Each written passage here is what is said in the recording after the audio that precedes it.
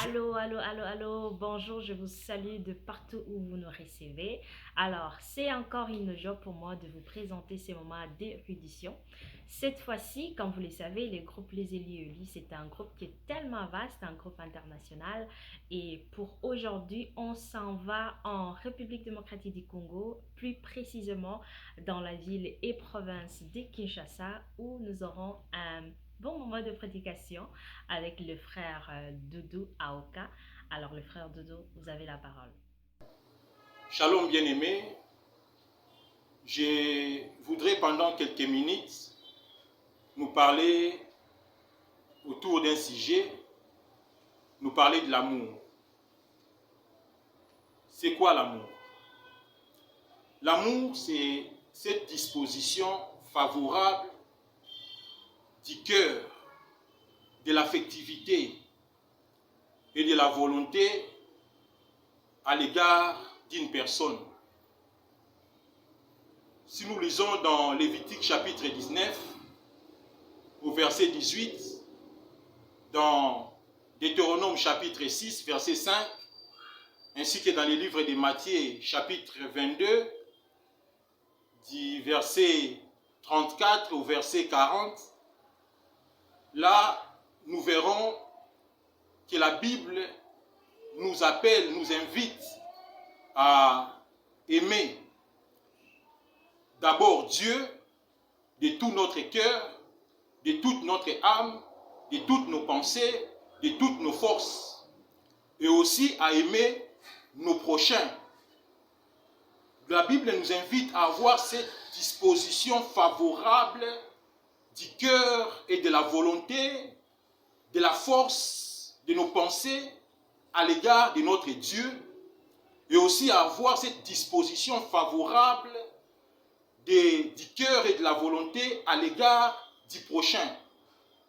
D'ailleurs, Jésus-Christ va plus loin quand il nous invite à aimer même nos ennemis, à aimer des gens, des personnes qui, eux, ne sont pas disposés favorablement à notre égard et qui, d'ailleurs, cherchent à nous faire du mal, ils cherchent notre malheur. Mais Jésus-Christ nous invite à les aimer, à avoir cette disposition favorable du cœur et de la volonté à leur égard, au point que l'apôtre Paul nous dit dans Romains que si notre ennemi a soif, s'il a faim, que nous puissions lui donner à manger et à boire, que nous puissions avoir ces cœurs-là disposés, prêts à leur accorder ce dont ils ont besoin pendant qu'ils sont nos ennemis. Alors là, quelqu'un me dira que mais ce que tu dis, c'est impossible. Oui, tu as raison de dire que c'est impossible d'aimer son ennemi. Mais n'oublions pas que la Bible nous dit que ce qui est impossible aux hommes ne l'est pas pour Dieu. Et rien n'est impossible à Dieu. Si pour l'homme, il est impossible d'aimer son ennemi, mais pour Dieu, cela n'est pas impossible. Donc, ce qui veut dire que le vrai amour, nous ne pouvons le trouver qu'en Dieu. Seul Dieu peut nous apprendre à aimer et à aimer véritablement. Donc nous avons besoin de lui. Mon frère, ma soeur, vous avez besoin de Dieu pour avoir ce vrai amour. Qu'est-ce que nous pouvons savoir encore sur l'amour? Nous avons quelques vérités dont nous voulons que nous puissions retenir sur l'amour.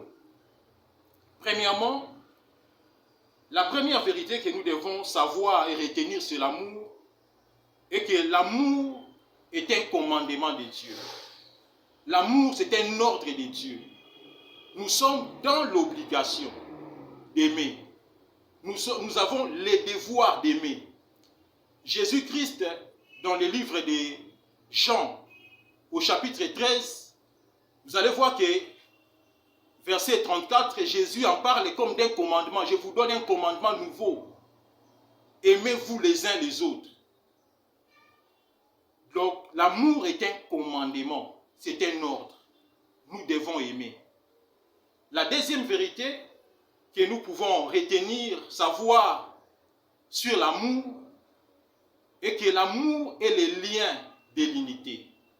C'est l'amour qui nous unit.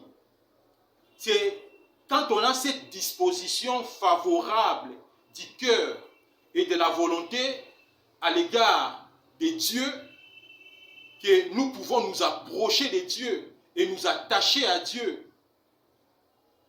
Et de même que si c'est quand on a cette disposition favorable du cœur et de la volonté à l'égard d'une personne, à l'égard du prochain, que nous pouvons nous approcher du prochain et nous attacher au prochain.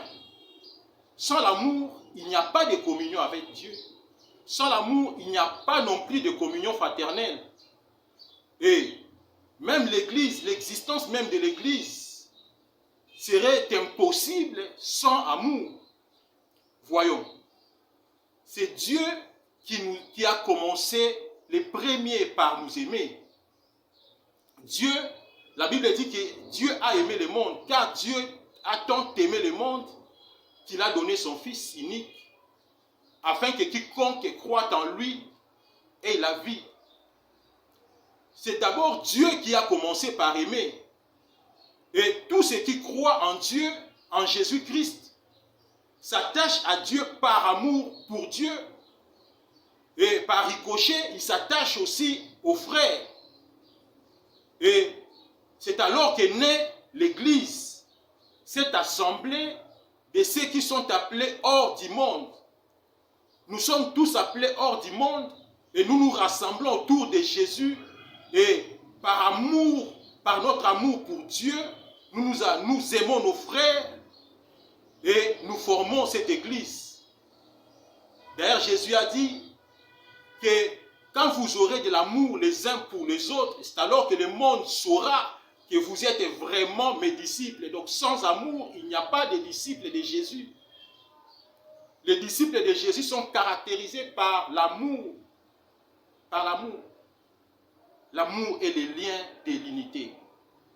La troisième et la dernière vérité que nous pouvons retenir sur l'amour est que l'amour est le plus grand de tous les commandements de Dieu.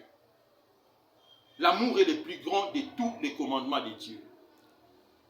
L'amour est même le résumé, c'est le résumé de toute la loi de Dieu et l'enseignement de Jésus-Christ se résume à l'amour que nous devons avoir pour Dieu et pour les prochains. C'est ça l'amour. Et nous sommes appelés à avoir de l'amour. Nous sommes appelés à aimer. Nous sommes appelés à demeurer dans l'amour, mes frères, mes sœurs. Et pour finir, je vais donner cet exemple, comme j'ai toujours eu l'habitude de le dire, que l'amour, c'est aussi comme les vents. L'amour, comme les vents, tout comme les vents, l'amour est invisible. On ne sait pas voir l'amour. Et on ne sait même pas toucher l'amour. Mais comme les vents, nous pouvons sentir aussi l'amour.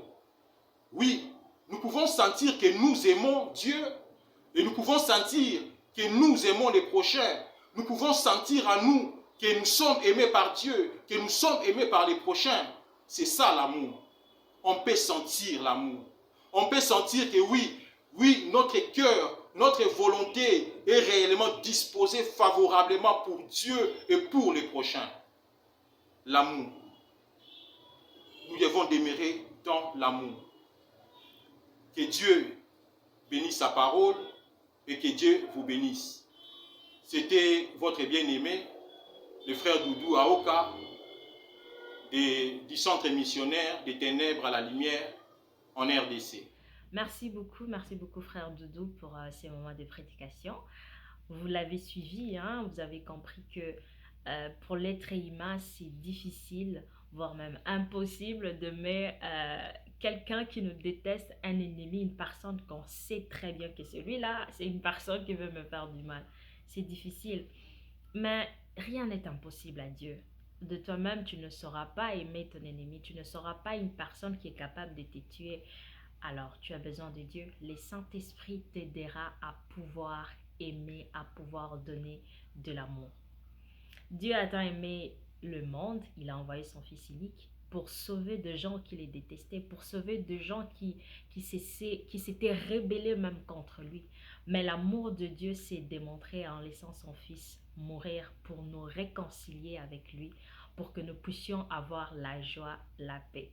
Donc, si Dieu a été capable de le faire, il t'aidera aussi toi à faire de même, à aimer même ceux qui te détestent, ceux qui se rebellent même contre toi. Merci beaucoup encore une fois, frère Doudou, pour cette prédication et j'espère, s'il vous plaît, apprenez à aimer. Sans l'amour, il n'y aurait pas eu d'église. Sans l'amour, il n'y aurait pas eu de moments de fraternité. Et sans l'amour, je ne serais pas là en train de vous parler. Si je le fais, c'est par amour. De bonnes choses à vous. À la prochaine. L'apôtre Paul, notre prédication ne repose pas sur les discours persuasifs de la sagesse humaine, mais sur une démonstration de puissance et d'esprit. Oui, Dieu donne un sens à notre musique et la croissance en esprit et en connaissance. Oui, tout ça paraît fou, mais gloire à Dieu, l'esprit agit. Il se sert des hommes fragiles qui en rapport prêchent l'évangile. Romains 9.